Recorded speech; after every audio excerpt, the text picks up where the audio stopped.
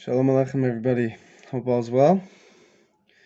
Today I want to do a video regarding the mimer said by the Rebbe on Basi Legani. The first mimer that the Rebbe gave upon accepting leadership as being the Rebbe. So I'm going to read from. I have the mimer in front of me, so I'm going to try to read from it. Of course, there's going to be things that I'm going to elaborate on to give more background on certain ideas, but we're going to try to see how much we're able to go through it in the text. And B'ezrat Hashem, we'll see if we'll see if we're able to how much we get through, and if we're going to make more. And B'ezrat Hashem, it'll be something that we'll be able to work on. So, Basi Legani Achoisi Kala. I just want to also explain that the Frierdiker Rebbe, to give a little background, the Frierdiker Rebbe said four maimarim, if I'm not mistaken, titled Basi Legani. And so the first mimer that the Rebbe gave as Rebbe was Basi Legani. He elaborated, he took the series of Basi Legani and he said it and added his details to it, meaning he took it to elaborate on it further. And it was actually, the Rebbe said it every single year on that same date of Yud Shvat. So it's a powerful mimer, and it's coming from the verse of Shir HaShirim, the Song of Songs by King Solomon, Shlomo HaMelech. And it's like a romantic song to Hashem. It's part of a romantic song. Shlomo writes a love literature to Hashem, to the Creator, about upon the Beis Hamikdash, that Hashem's presence is coming to Hashem's revealing His presence to the world, revealing Himself to the world once again. So let's get to the mimer. Basi Legani Achoisi Kala Va'ita b'midrash Rabba mimkomo legan Eden ksiv kan ele legani legnuni. So the verse says, I came to my garden, my sister, my bride. It's Hashem to the Jewish people, and it's written in Midrash bimkomo legan Eden ksiv kan ele legani legnuni. So first, real quick, the Jewish people are called the sister and the bride of Hashem. It's interesting. Why? What's the difference between sister and bride? Bride is something that's chosen, but sister is something that you can't divorce. You can't divorce your sister. So too, we're chosen by Hashem, but we can't be replaced. The relationship can't be cancelled. So further, Hashem says in the verse, it doesn't say, Shlomo Melech in the verse writes that Hashem saying to the Jewish people, it doesn't say, I came to the garden. It doesn't say, Basi Legan. It says Basi Legani. The E at the end refers to me. I came to my garden, Hashem says to the Jewish people. As you know, this world is Hashem's garden. And what's a garden? A garden is a place where a person enjoys himself. A person in his home, he has the kitchen, he has the dining room, he has the bedroom, all the basement, whatever rooms you may have in your home, they all serve a specific purpose. But the garden is a place where you go to enjoy yourself, where you go to experience pleasure, where you go to be in a resting, like a happy state of kind of letting go, so to speak. So that's what this world is for Hashem. This world is Hashem's garden. It's where Hashem comes and experiences tremendous pleasure by being here with us. So the Rebbe says that Hashem doesn't say He came to the garden. He came to His garden. I came to my garden, which shows the place where my essence was revealed in the first place, like at the onset, meaning Hashem's not coming to a new place. When Hashem comes to reveal Himself to the world, when Hashem's going to reveal Himself to the world, He's not going to be coming to a new place. Rather, He's going to be revealing Himself to a place where He was originally revealed all along, in the times of Adam Arishon. In the times of Adam and Eve, the Ikar Shechina B'Tachtonim Haisa. Then in the times of Adam and Eve, the Ikar Shechina B'Tachtonim Haita, which means the essence of the Shechina was revealed in the world. What does that mean? The essence of the Shechina it means Hashem Himself was revealed in this world. This is obviously very profound levels, but to give a little background, there's many different levels and worlds, so to speak, between Hashem Himself, not between, Hashem's everywhere equally, but as Hashem reveals Himself to the world, the way Hashem created the Seder Shtalshlus, the different levels, He did that through each level, each spiritual world above the, he first revealed his infinite light, and starting from the worlds, he had to contract the light so that each world receives, the higher the world, the more the beings there, the more the angels or souls experience godliness, they experience Hashem's presence, and the less they experience their own ego, their own presence, so to speak, the more, as you know, when a person is experiencing such a tremendous moment, he's not self-conscious, he's not thinking about me. He's thinking about the moment, he's in the moment. So how much more so when a person feels close to Hashem, they're not thinking about themselves, they're thinking about Hashem. So as great as all these tremendous levels are, each one greater than the other, they're not Hashem himself. They're all Hashem revealing himself through the lens, through this light, a certain amount of light. Hashem reveals himself through to this level, and that level, and that level. But it's still just a ray of him, just a little contraction of his light. But in the garden, it was Hashem himself revealed, not through the lens of anything else. You could have, when a person could write you a letter, they could call you on the phone, but that obviously doesn't compare to being with them in person, speaking to them face to face. Everything's great. You can have a relationship with someone over the phone. You can have a relationship with somebody through writing letters, through a messenger, but it's not the same as having a relationship with someone in person. So we see that Hashem says we see that Hashem himself was revealed in the garden. His Ikar Shechina, the essence of his Shechina, the highest level of revelation that he could reveal to someone was revealed at that level, so to speak. We'll see how that develops, this concept. But the Ikar Shechina b'tachtoniyata ve'al yedei chate etz hadas nistalka Hashechina ma'aretz l'rakia, that from the sin of the eating of the tree, that when they eat from the tree of knowledge, so then the presence of Hashem retreated back upwards. So Hashem's always, as we know, Hashem. There's a famous verse that says, "Ani havaya lo shaniti." So Hashem hasn't changed. The world from Hashem's perspective has no importance, so to speak, in comparison to Hashem. We're going to see later on that, of course, that Hashem gives us importance, that we have importance in Hashem's eyes. But the world compared to Hashem is of no comparison to Hashem. So much so that Hashem, just before the world was created and after the world was created, it doesn't change anything from Hashem's perspective. There's just Hashem. It's only from our perspective that we experience the world as being something. But in truth, that's not the case. In truth, that's only from the perspective of the world.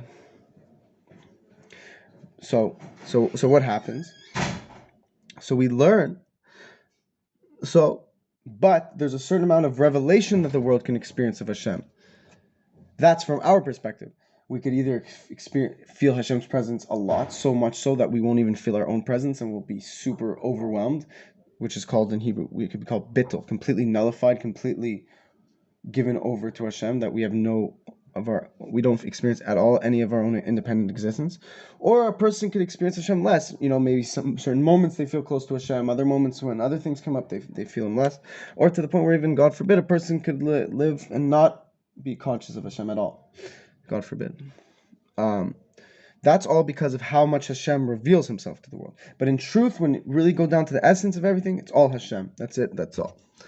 So through the sin of eating of the tree of knowledge, Hashem's revelation to the world retreated upwards, meaning there was a lesser revelation of God in the world, much less. And then there was another sin of Cain killing Hevel, and then there was 7 consecutive generations of sinning that caused Hashem's presence to retreat 7 levels upwards. Right? So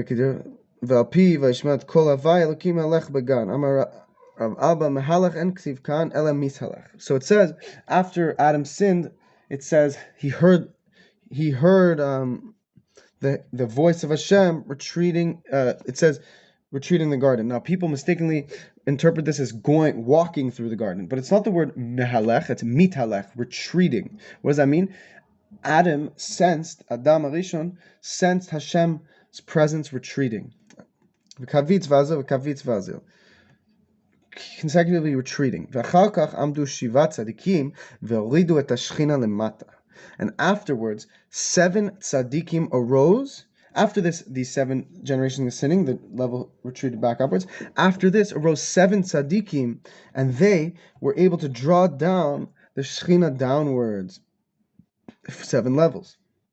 Starting with Abraham. Abraham merited that he's the first tzaddik in that list of 7 that brought the Shekhinah. He brought Hashem's presence because of his great deeds, his act, his service of God, and obviously with God's help, he brought Hashem's presence into revelation 1 level downwards. Then Isaac, Yitzchak, brought it down another level. Yaakov, and until the 7th being, there were 7 tzaddikim, until the 7th being Moses, and all 7th are cherished, as the Rebbe says. He brought the Shekhinah into the world completely in revelation. What's very interesting about this is the Rebbe is the 7th Rebbe of Lubavitch, and the Rebbe wasn't the one to first talk about the 7 being cherished. This was his father-in-law, who was the 6th Rebbe, was talking about these levels of 7. So the Rebbe now gives this first mimer, being the 7th Rebbe of Chabad, the first day that he's the 7th Rebbe of Chabad, he elaborates on this mimer, which specifically says that the 7th is cherished, and the 7th brings the presence of Hashem down to the world completely. And this is parallel to Moshe. When Moshe did so, Ve'ikar gilu elkus haya bebeis hamikdash dichstiv vasuli mikdash v'san tichsocham sochol lo nemar ele besocham besochol echad ve'echad. So very interesting. So then, of course, on Mount Sinai was Moses brought Hashem, brought the world to a state where they could handle a revelation of God completely. Mount Sinai. So that was since Adam's sin, the world hadn't seen a revelation of God until Mount Sinai, and then Hashem was completely revealed to the world in Mount Sinai. He spoke to the Jewish people. It was overwhelmed. It was an intense moment. We just learned it in the parsha last week. And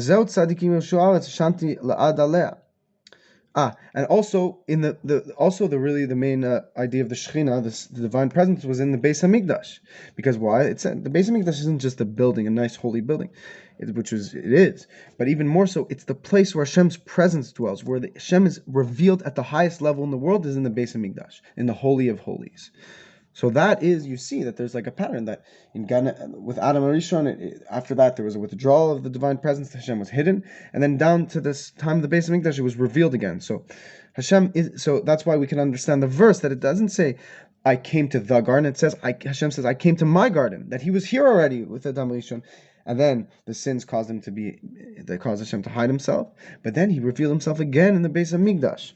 So we see that these 7 tzaddikim were able to draw down the Shekhinah, draw down the divine presence 7 levels down. The tzaddikim elshu aretz shehu gan eden. And there's a verse that says, and the tzaddikim will inherit the land and dwell in it forever. I want to say another interesting point that the Rebbe says here. That it says, what does it say? It says vasuli mikdash shanti b'soicha. The very interesting verse that talks about the mikdash, the Holy of Holies, the divine presence, which was in the Holy of Holies, which was in the altar, the altar. The word in English, mikdash, is the sanctuary.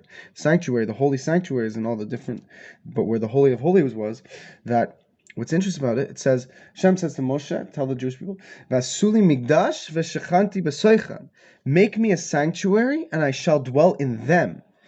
It's a very funny play on words. We know every word in the Torah is perfect, spot on. It comes to teach us something. It's not just randomly put that way. So the verse says, "Vesuli migdash v'shechanti b'soichan." Make me a sanctuary, and I shall dwell in them. It should say, "Make me a sanctuary, and I shall dwell in it." But it says, I shall dwell in them. What does that mean? B'chol echad ve'echad mischal. Every one of the children of Israel, because they can make a home for Hashem inside them by following the Torah, by using their body in a good way and turning away from evil and turning towards good and doing good. They build a sanctuary for God inside themselves, and Hashem dwells inside in each and every one of us. B'ezrat Hashem. And I think that this video is starting to get a little longer. This mimer is filled with deep, beautiful secrets of Torah that B'ezrat Hashem Neder will try to get to. So I think we'll try to take what we've got now for here, and just saying, to summarize quickly what we learned today, that Hashem says he came to his garden, not to the garden. Hashem's coming to his garden. The garden is a place where one experiences tremendous pleasure. This world is the place where this world causes Hashem tremendous pleasure. And now, this also teaches us that the world, when we don't feel Hashem's presence, this isn't something that's supposed to be forever. This is just a process of setting the stage for His return to the world. And we should really be excited and anticipate Hashem's return to His revelation to the world. We should, Bezrat Hashem, we should wait for it every moment. And how do we wait for it? How do we show Hashem that we're ready for His revelation? We fulfill Torah and mitzvahs, and we show Hashem that we're ready for His revelation to the world. Why? Because that's what Hashem tells us. The fact that we show Hashem, that we trust in Him, that He's going to redeem us, we prove it to Him by following the Torah, and we make Him feel welcome enough to reveal Himself to the world. So the main concept today, in Basi Legani today, we learned that the essence, Hashem Himself was revealed in the garden, not a high level of godly light, but Hashem Himself, the highest degree of Hashem Himself, beyond any level of revelation.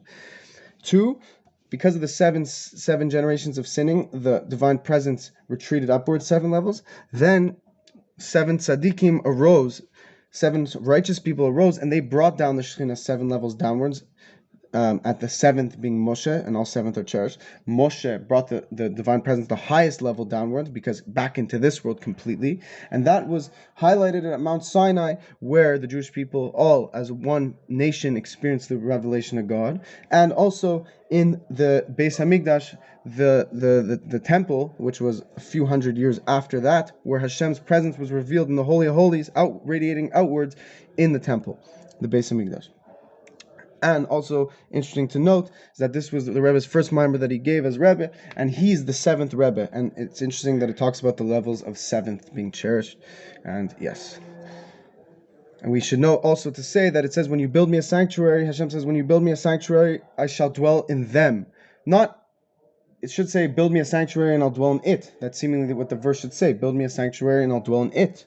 But it says, build me a sanctuary and I shall dwell in them. What does that mean? In each and every one of us, that we can build a sanctuary for God inside ourselves by turning towards good and restraining from evil. We welcome Hashem into ourselves to dwell within us. And yes, this concludes our class, our video on Basi Legani for today. Please let me in the comments what you thought about this, and Bli Neder B'ezrat Hashem, we'll see if we're able to elaborate further to continue the mimer in the future.